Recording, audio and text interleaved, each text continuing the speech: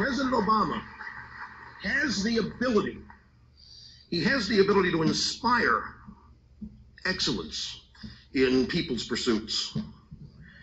He has the ability to do all this, yet he pursues a path, seeks a path that punishes achievement, that punishes earners, that punishes, and he speaks negatively of the country. Ronald Reagan used to speak of a shining city on a hill. Barack Obama portrays America as a soup kitchen and some dark night in a corner of America that's very obscure. He constantly is telling the American people that bad times are ahead, worse times are ahead. And it's troubling because this is the United States of America. Anybody ever ask, I'm in awe of our country, and I asked this question a lot as I got older. We're less than 300 years old.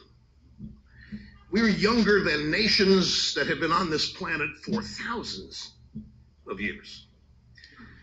We, nevertheless, in less than 300 years, and by the way, we're no different as human beings than any others around the world. Our DNA is no different. We're not better just because we're born in America. There's nothing that sets us apart. How did this happen? How did the United States of America become the world's lone superpower, the world's economic engine, the most prosperous opportunity for an advanced lifestyle that humanity has ever known? How did this happen? And why, pray tell, does the President of the United States want to destroy it? It saddens me.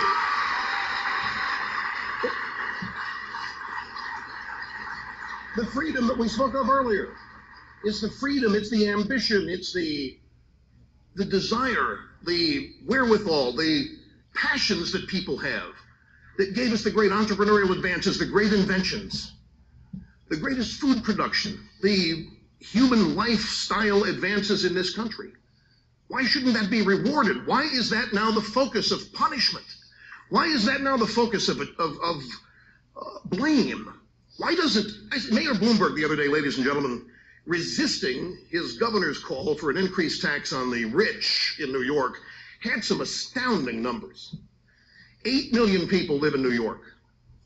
40,000 of those 8 million pay roughly 60 to 70% of New York's operating budget.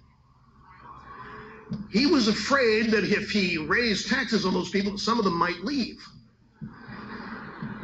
Mayor, one already has, by the way.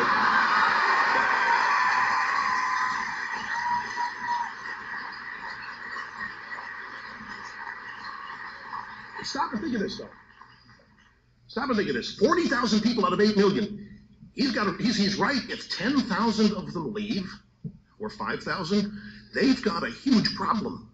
Because New York has its own welfare state inside the one the federal government's created. They've got a dependency class that has grown up and been educated. Their entitlement is to be fed and taken care of by these evil, mean people who have more than they do. If New York City, New York State, or Washington, D.C. were a business, these 40,000 people would be taken on golf tournament trips to Los Angeles, and they would be wined and dined, and they would be thanked, and they would be encouraged to keep it up. They wouldn't be told they're the problem.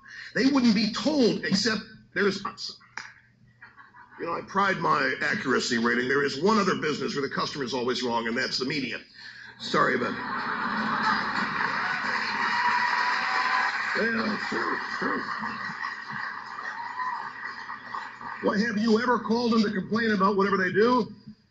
They say, yes, sir, 3 bags full. They hang up and say, you're too stupid to know how they're doing what they're doing. You can't get it. You are not sophisticated enough. So that's another business where the customer is always wrong.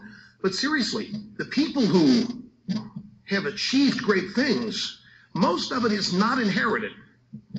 Most wealth in this country is the result of entrepreneurial, just plain old hard work. There's no reason to punish it. There's no reason to raise taxes on these people. Barack Obama, the Democrat Party, have one responsibility, and that's to respect the oath they gave to protect, defend, and follow the U.S. Constitution. They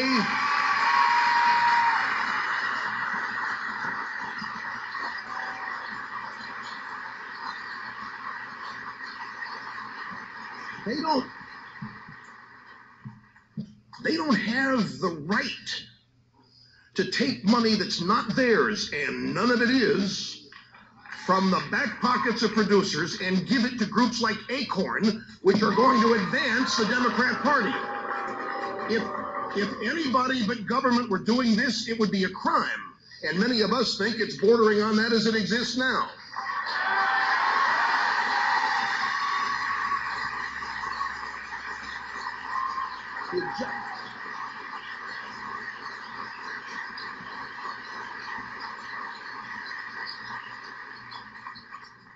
President Obama is so busy trying to foment and create anger in a created atmosphere of crisis. He is so busy fueling the emotions of class envy that he has forgotten it's not his money he's spending. He seems to have, in fact, the money he's spending is not ours. He is spending wealth that has yet to be created. And that is not sustainable. It will not work. This has been tried around the world. And every time it's been tried, it's a failed disaster. What's the longest war in American history? Somebody saying the war on poverty? Smart group. Yep, war on poverty. War on poverty essentially started in the 30s as part of the New Deal, but it really ramped up in the 60s with Lyndon Baines Johnson, part of the Great Society, War on Poverty. We have transferred something like 10 trillion, maybe close to 11 trillion, from producers and earners to non-producers and earners since 1965. And yet, as I listen to the Democrat Party campaign, why, America's still a soup kitchen. The poor are still poor, and they have no hope. And they're poor for what reason? Well, they're poor because of us, because we don't care, because we've gotten rich by taking from them. That's what kids in school are taught today. That's what others have said to the media. You know why they're poor? You know why they remain poor? Because their lives have been destroyed by the never-ending government aid that's designed to help them, but it destroys ambition. It destroys the education they might get to learn to be self-fulfilling. And it breaks our heart. It breaks our heart. We lose track of numbers with all of the money that's been transferred, redistributed, with all the charitable giving in this country. Ladies and gentlemen, there ought not be any poverty except among those who genuinely are ill-equipped. But most of the people in poverty in this country are equipped for far much more. They've just been beaten down. They've been told, don't worry, we'll take care of you. There's nothing out there for you anyway. You're going to be discriminated against. And it breaks our heart to see this. We can't have a great country and a growing economy with more and more people being told they have a right because of some injustice that's been done to them or some discrimination, that they have a right to the earnings of others. And it's gotten so out of hand now that what worries me is that this administration, the Barack Obama administration, is actively seeking to expand the welfare state in this country because he wants to control it. George Will once asked Dr. Friedrich von Hayek, tremendous classical liberal economist, great man.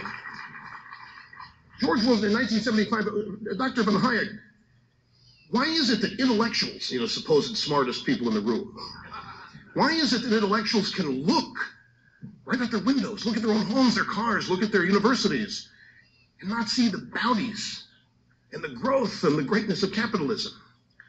And von Hayek said, I've troubled over this for years, and I've finally concluded that for intellectuals, pseudo-intellectuals, and all liberals, it's about control.